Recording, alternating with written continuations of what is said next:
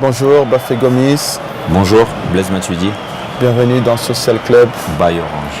Eh bien, merci messieurs pour ce lancement VIP en direct du Social Club. Je déclare l'émission ouverte.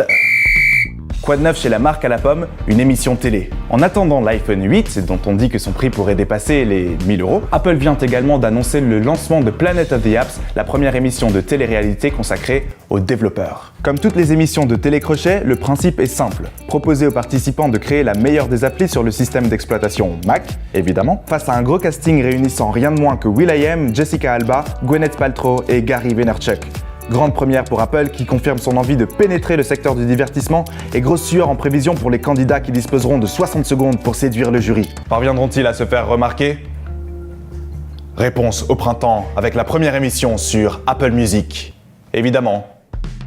Le foot, ça se passe sur le terrain, mais aussi derrière les écrans, grâce à l'Orange e-League 1, le championnat de France où les joueurs s'affrontent sur le jeu FIFA. Après plusieurs journées de match, les vainqueurs s'affronteront lors des playoffs au printemps pour désigner le champion de France virtuel et les vainqueurs des tournois clubs gagneront quant à eux des dotations fournies par les clubs et les partenaires. À l'occasion de ce partenariat avec la Ligue professionnelle de football, Orange France a réuni cette semaine deux membres du team Orange, Bafé Gomis de l'OM et Blaise Matuidi du PSG, pour un classico OM-PSG qui, avant d'être disputé à l'Orange Vélodrome, s'est joué sur FIFA. Le score ?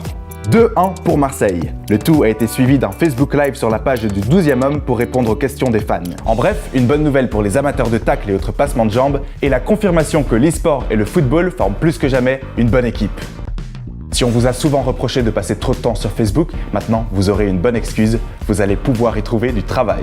Depuis cette semaine, le réseau de Mark Zuckerberg propose aux utilisateurs américains et canadiens de répondre directement grâce à un onglet recrutement sur la page officielle des entreprises. En tout cas, une bonne idée et assez logique quand on sait que Facebook est l'un des sites les plus consultés au monde, mais un coup dur pour le concurrent direct, LinkedIn, racheté pour près de 26 milliards de dollars en 2013 par Microsoft.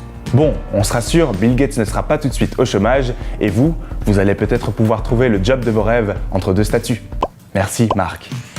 On se quitte comme toutes les semaines avec les prévisions sur vos timelines. La dernière mise à jour de WhatsApp qui ressemble de plus en plus à Snapchat, la cérémonie des Oscars ce week-end et Gify qui vient de publier 2000 GIFs. Bref, pour apprendre le langage des signes. Et quant à nous, on se dit à la semaine prochaine.